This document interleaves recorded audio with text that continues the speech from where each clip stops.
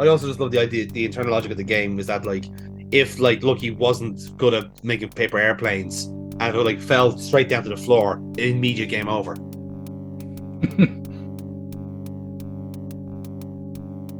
So now we have two protagonists. So Chi is going to join us along the way, and he has his own inventory, as we can see here. He has prunes.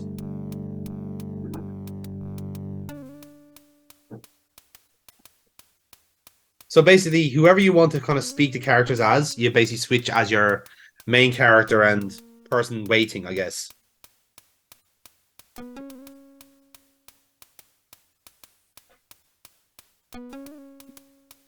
For ninja use only. Yep, bag of weed. So yeah, there you go. Just in case you wanted to know what's on this person at all times.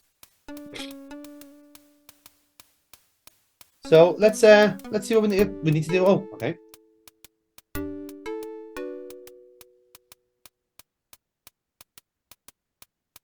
So she obviously not his first rodeo in terms of saving people, so he wants us to buy some magic potions.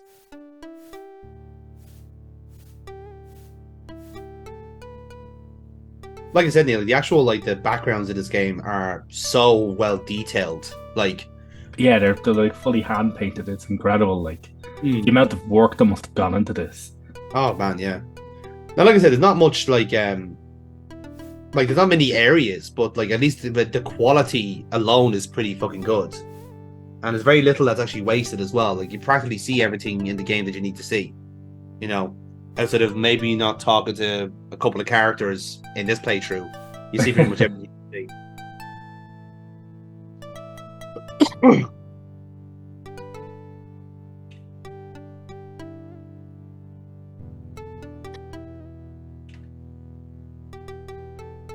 I mean, he's maybe it's just me, but he's kind of selling himself short there. I don't know about you.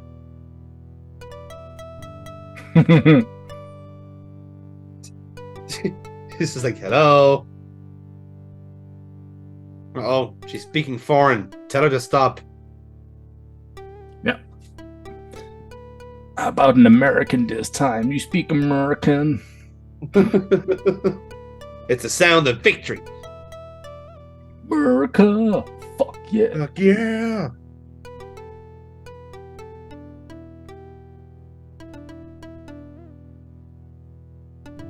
So now we have Maybe to that. switch character, and this is a brief tutorial to show you to switch character to talk to the locals.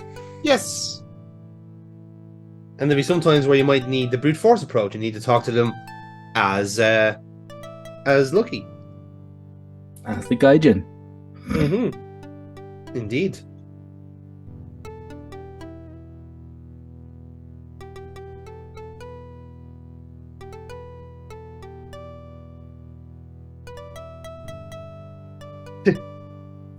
Don't try to defend him.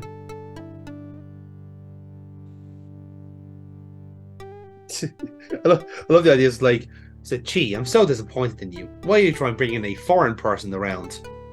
Haven't you heard? They're really annoying.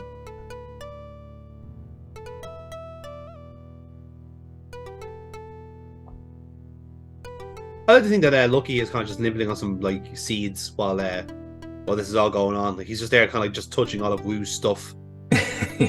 Breaking everything he touches. Is this tofu? No, I'm eating it anyway. Fuck you.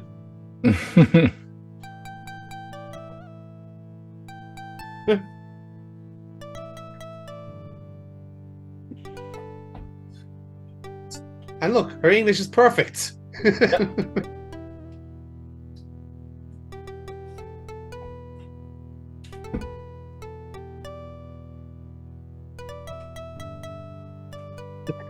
He actually did say he didn't speak American to me earlier. As if American is a language. It's a regional dialect, I think. Yeah. Spoken mostly on the East Coast.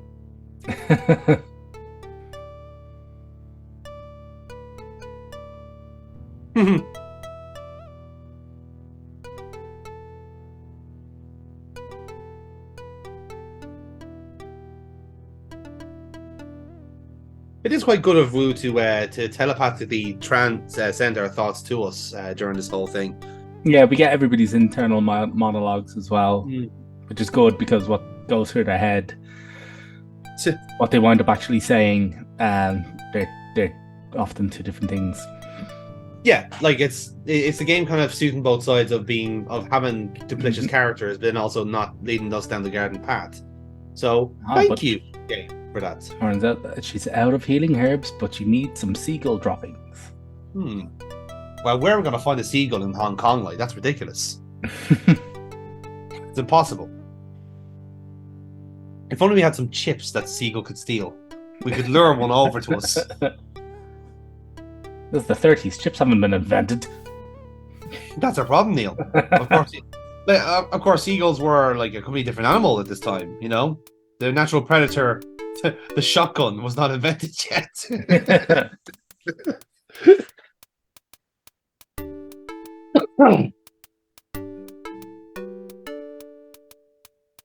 I think this ninja is scolding like the American for making a social faux pas. It's like, if you're a ninja, you can snap my neck in half. Yes, but I also have something called manners. Something you fucking don't have, sir.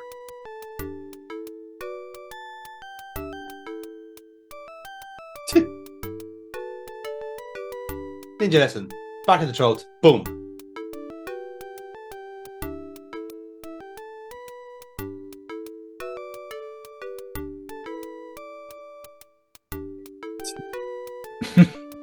That is the closest thing to an apology you're going to get out of Lucky's.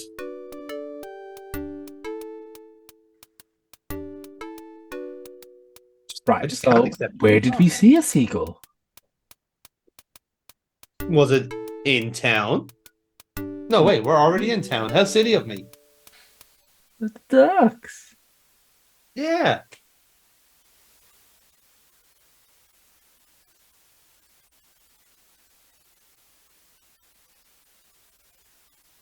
So, hilarious enough, we have an item that is going to do this for us. Because the seagull is not going to shit on command. We feed it a prune instead.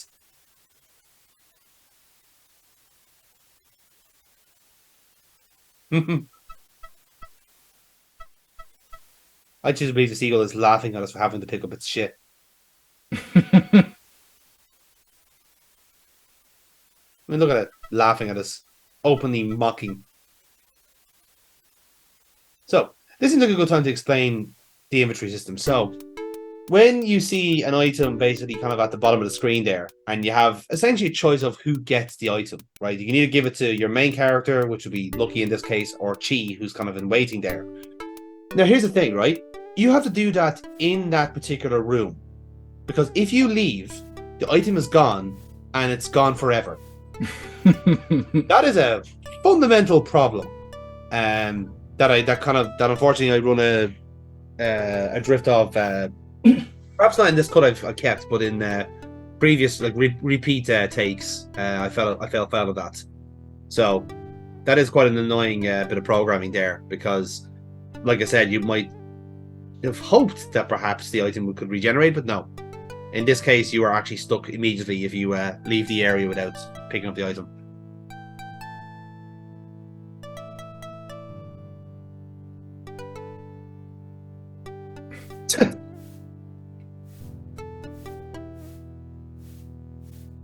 So don't be such a, what do you Europeans call it? A wet wipe. Actually, after getting seagull shit in his hand, he'd want a wet wipe. You could actually do it with a wet wipe, yeah. Nice. Bag of yolks.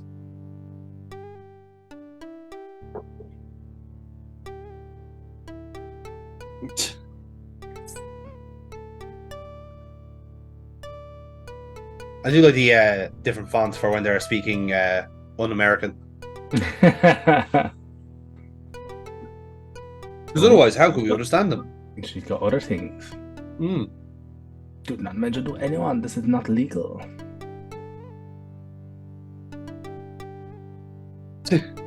I know people. Who's gonna Guy get standing next to you, for an example. I have a clan. I'm in cooperation with Mr. Tang across the roads. You may have heard of them before. A fake passport. Hmm.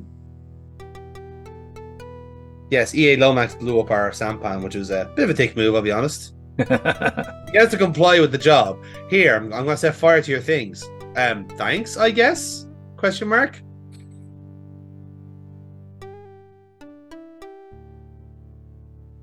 Unfollow. Hmm.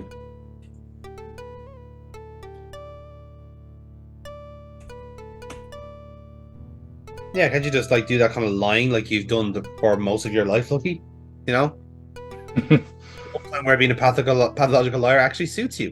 In all fairness, he does have a point there. Like he is not Chinese. Like No. this Chinese passport is not going to stand It's up. not gonna work, yeah. Oh, something else. Map of Li Deng's fortress.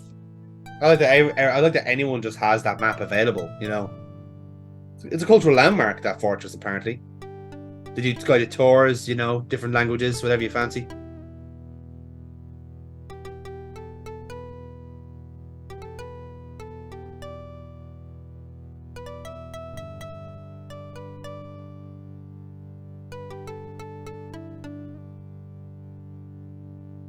So, we can keep the map, but the deal is we don't rat around at the end.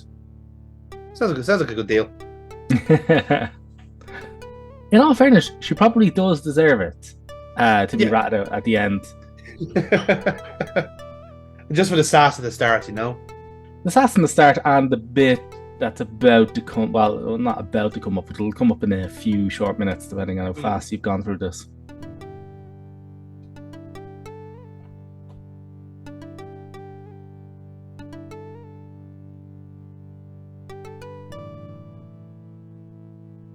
There's a bit of alliteration there.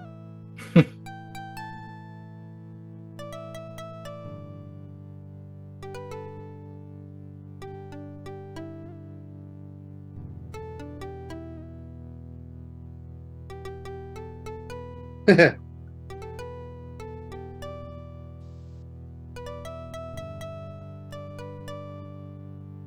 like to think that they said that he had absolutely no chance of survival.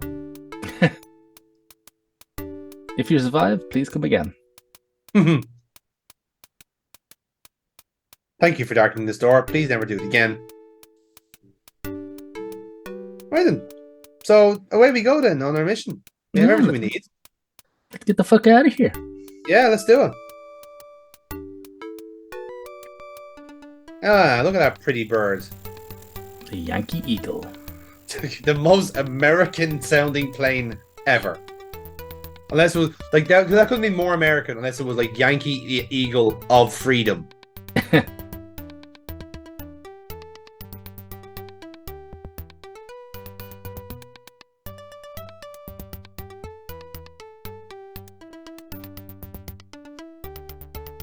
To play. Plane. Oh. Oh. Oh, look, everybody. It's an Englishman. I wonder, does he have chips for tea? You have chips for supper. Chips for supper. Chips for supper. Oh, he's asking for identification. Oh, for some papers, please. I don't have any. No, seriously, don't look.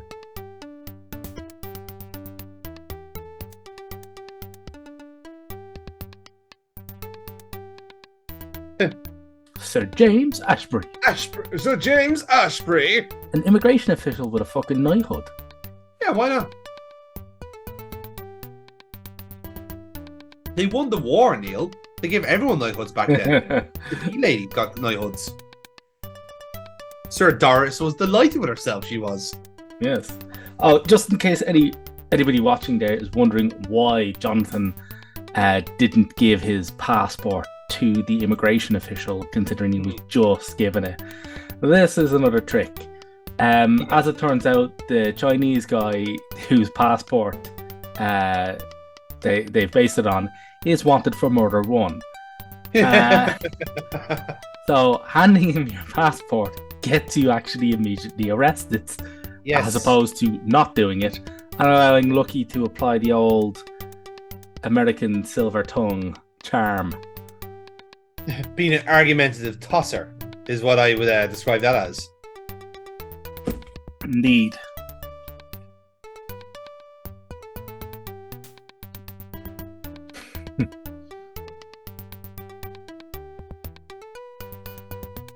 So yeah, essentially all that exchange with Wu was more so to get the actual map, the actual crucial item in all of this. Mm-hmm.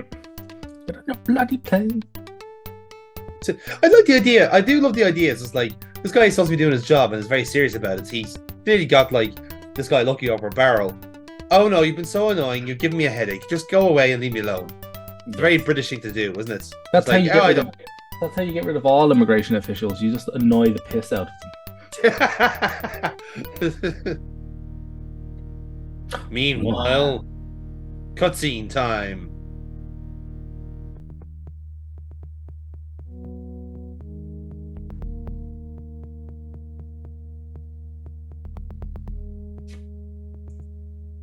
Very Chinese tradition of acquiring the shiniest things to show off to people. And now we're going to the Szechuan. Namely, we're going to the town of Chengdu. And remarkably enough, that's the second level of the game. There's only 5 levels in this game. It's a very quick entry.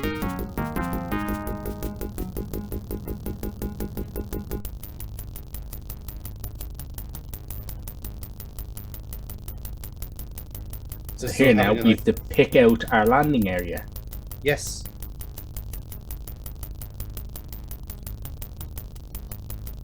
What do you mean you can't live on the river, land on the riverbed? That's bullshit.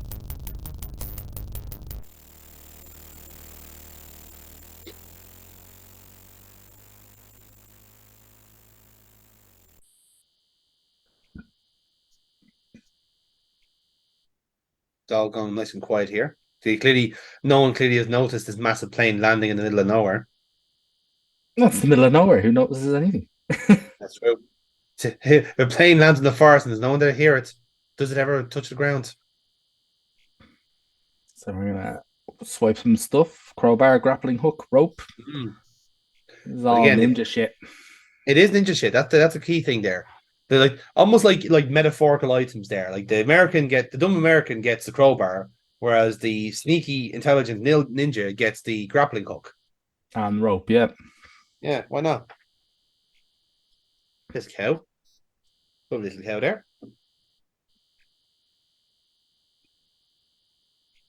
I don't want to alarm you, Neil, but there appears to be some pixels coming towards us.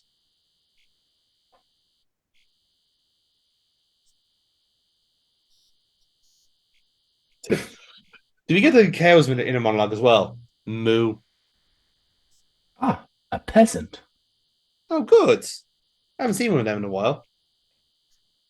Would you like to make some pounds? Yes, £3.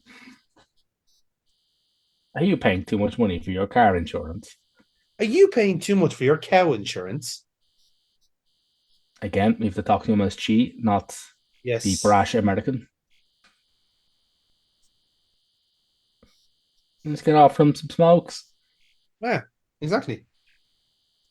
Some good old-fashioned chewing tobacco, just like Mama used to make it.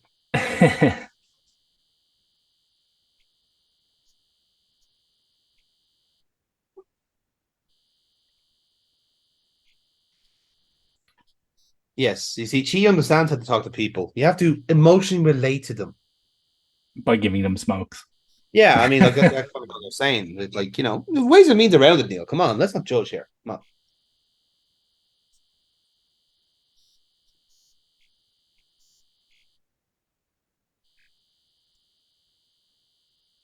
on. But you see, you've got that working class moxie that's just gonna save you at the end of the day, Absolutely. I do like the cut of his jib. Yeah, I like his hat, mostly. He must have cut it from that same jib.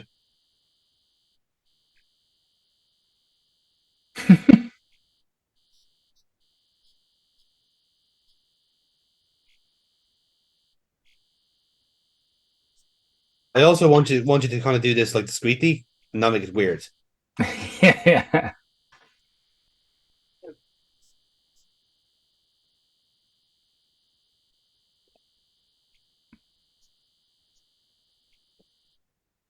See, we have one spare pant. Use it wisely.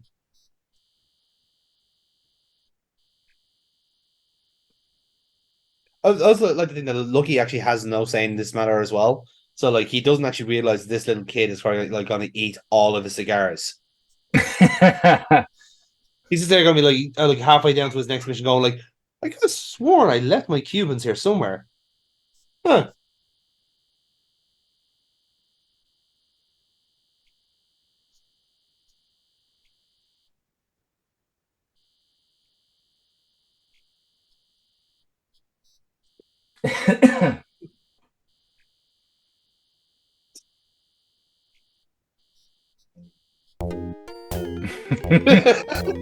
He's having a great laugh in the plane. Isn't he just? He's just smoking away. Smoking away, got the nipples out. He's a happy man. Yeah. So Chi now has a peasant's disguise. He does. But the trouble is, we need we need something to fit in. Because I mean, what isn't a peasant without his trusty neighborhood cow? Exactly. He will use the animal to complete the costume, for lack of a better term. Exactly. Oh, now we're in Lucky's territory, lassoing cattle. Yep. That's what you get when. That's what you learn from watching way too many John Wayne movies as a kid. Let's all form a circle and walk like we've shit ourselves. Yep. Great. So now the three of us, a disgraced American pilot, a disguised ninja, and a cow, are now going to just walk towards the main villain's compound. Like I do love the internal logic of this game, and that like no matter whoever you have picked as the main character, the other guy just kind of just seems to disappear into the ether a bit. Like he's just hiding in a really large bush right beside him, you know. Yeah, a little bit of history for you as well. Not a wasted journey.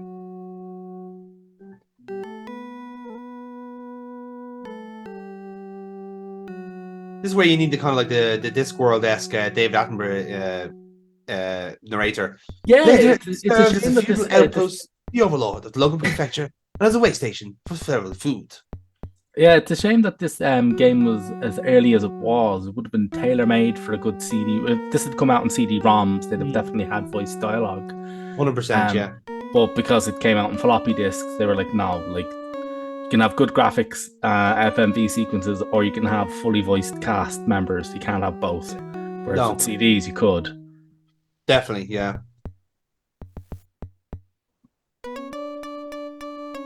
So this is our first indication that this is what we need to get into the fortress. So we need not only to be a peasant, but also to have a cow, contrary to what Bart Simpson would suggest.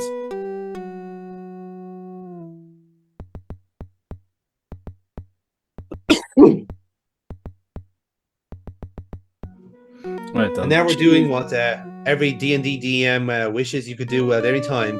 We're now splitting the party. Mm-hmm. So Chi is gonna just walk in with the cow.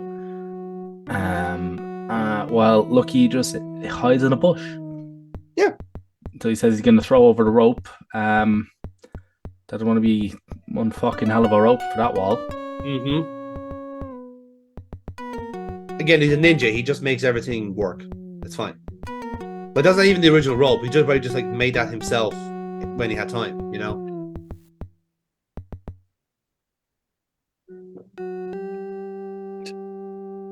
Do you think the cow is going like, "You're not my supervisor. Why are you pulling me here? I don't know you."